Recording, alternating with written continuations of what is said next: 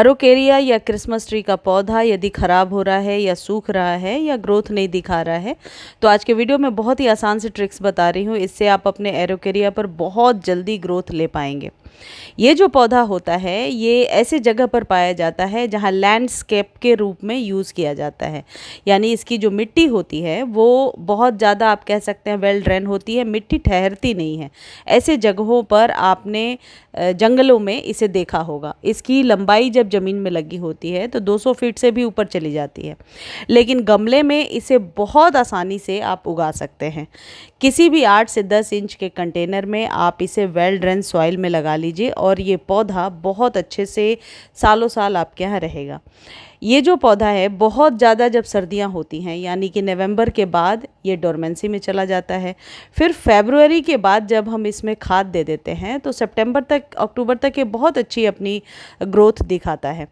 तो इसके लिए क्या करना होगा, यदि आप न्यू लगा रहे हैं या पहले से आपके पास है, वेल ड्रेन सॉइल होना ज़रूरी है और गमले का जो पॉट साइज़ है वो कम से कम मिनिमम 8 इंच ज़रूर होना चाहिए। यदि इस तरीके से पत्तियां नीचे से सूख रही हैं, जैसे आज ही मेरे किसी व्यूअर ने कहा था, देखिए कुछ इस तरीके से, तो इन्हें आपको कट करने की ज़रूरत नहीं है। जैसे जैसे ऊपर से न्यू पत्तियां निकलती जाएंगी, नीचे से ये पौधा अपनी पत्तियों को अपने आप गिराता जाएगा। ये एक ऐसा पौधा होता है जिसमें बहुत ज़्यादा ट्रिमिंग की ज़रूरत नहीं है, क्योंकि एक सीधी डंडी ही ऊपर की तरफ बढ़ती जाती है। तो ऐसा नहीं है कि जब आप इसे कट कर देंगे तो वहाँ से 2 न्यू ब्रांच आ जाएगी। ऐसा रेयरली होता होगा, बट उसके लिए बहुत साल पुराना पौधा होना चाहिए। यदि पत्तियाँ सूख रही हैं तो ज़रूर इसके रख रखाव में कोई प्रॉब्लम है। यानी कि या तो आप इसे जो सॉइल मीडिया दे रहे हैं उसमें पानी रुक रहा है, पानी अंडर वाटर है, या फिर ओवर वाटर है। दोनों ही सिचुएशन में इसकी पत्तियां सूखती हैं। इसको बहुत ज़्यादा कटिंग प्रूनिंग की ज़रूरत नहीं है। और जो भी आप सॉइल मीडिया तैयार कर रहे हैं उसमें 40% गार्डन सॉइल में आप कम से कम 30% कंपोस्ट और बाकी के रेशियो में सैंड मिला लीजिए। अब कंपोस्ट की बात आई तो मैं आपको ये बताती हूँ कि ये जिन जगहों पर ये पौधे होते हैं वहाँ और जो पत्ते होते हैं वो और पेड़ों के पत्ते जो है वो ज़मीन में अपने आप ही गिर जाते हैं और धीरे धीरे जो वहाँ की सॉइल होती है उसको एसिडिक भी बना देते हैं और लीफ कंपोस्ट के रूप में डेवलप हो जाते हैं। तो यानी कि इसके लिए यदि आप लीफ कंपोस्ट दे देते हैं तो ये पौधा बहुत जल्दी अपनी ग्रोथ ले लेगा। यदि लीफ कंपोस्ट नहीं है आपके पास तो आप ये कर सकते हैं कि कुछ पत्ते, आपके गार्डन के ही पत्ते हों या नीम के पत्तों को बहुत अच्छे से सुखा लीजिए और सुखा करके आप इसमें ऊपर से एक लेयर बिछा दीजिए और फिर सॉइल डाल दीजिए। वो अपने आप मिट्टी में डिकम्पोज हो जाएंगे और आपके पौधे को बहुत ही अच्छा है, आप कह सकते हैं, मॉइस्चर प्रदान करेंगे। देखिए ये है कॉफ़ी। इस पौधे के लिए कॉफ़ी बहुत ही बढ़िया काम करता है। कॉफ़ी में जो पोटेशियम होता है वो इस पौधे की ग्रोथ को जल्दी बढ़ाने में मदद करता है। 1 चम्मच कॉफ़ी 1 लीटर पानी में डाल करके महीने में एक बार आप इसमें दे सकते हैं। देखिए ये नीम की पत्तियाँ हैं। नीम की पत्तियाँ एक तो फंगस को रोकेंगी। पौधे में किसी भी प्रकार का फंगस है या पौधा अनायास ही सूख रहा है तो आप 2 मुट्ठी के करीब ऐसे बिछा दीजिए और ऊपर से सॉइल डाल करके पानी डालकर छोड़ दीजिए। अब बात करते हैं सनलाइट रिक्वायरमेंट की। ऐसे जगह पर इसे रखिए जहां मॉर्निंग की धूप मिल जाए, लेकिन दोपहर की धूप से बचाना होगा।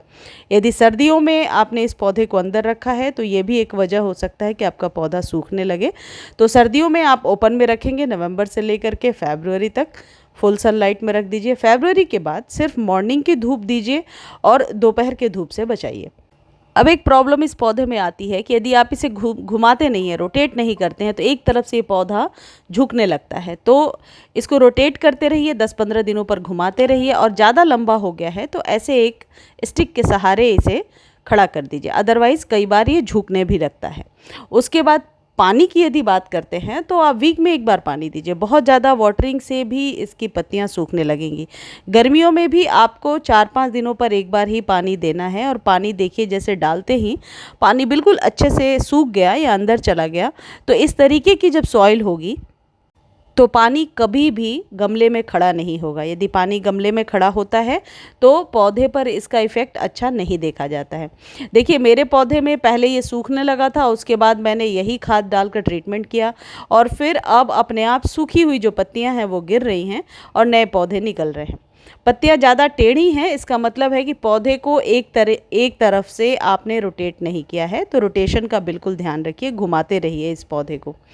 और ये जो लीफ कंपोस्ट वाली खाद है, ये आपको नर्सरी पर आसानी से मिल जाएगा। नहीं मिलता है तो लीफ कंपोस्ट आप, जैसे मैंने बताया, घर में दे सकते हैं। और कोई बहुत ज़्यादा खाद देने की इस पौधे को ज़रूरत नहीं है। ये शेड लविंग प्लांट है, इसे आप अपने ड्राइंग रूम में, लिविंग रूम में, ऐसे जगह पे भी रख सकते हैं जहाँ छन के हल्की फिल्टर्ड सनलाइट आती हो। यदि आपको लग रहा है पौधे पर मिलीबग्स का अटैक है, तो 1 चम्मच शैम्पू या डिशवॉश सोप को पानी में डालिए और अच्छे से स्प्रे कर दीजिए। उसका कोई नुकसान नहीं होगा और पौधा बहुत जल्दी स्वस्थ हो जाएगा। गमले की मिट्टी की महीने में 1 बार गुड़ाई करते रहिए। और बस ये बात ध्यान रखिए, कभी भी ओवर वाटर ना हो, अदरवाइज़ इस पौधे को बचाना फिर मुश्किल हो जाता है। इस पौधे की हाइट जब बहुत ज़्यादा हो जाती है तो कोई ना कोई स्टिक के सहारे आपको इसे खड़ा करना होता है। यदि इन सब में से कोई भी चीज़ आपके पास नहीं है तो सिर्फ आप यूज्ड टी लीफ 2 चम्मच आप 15 दिनों पर दे सकते हैं, क्योंकि इसे एसिडिक सॉइल पसंद है। आप चाहें तो इस पौधे को ज़मीन में भी लगा सकते हैं। और यदि कटिंग से ग्रो करना चाहते हैं तो मार्च अप्रैल में इसकी कटिंग बहुत आसानी से लग जाएगी।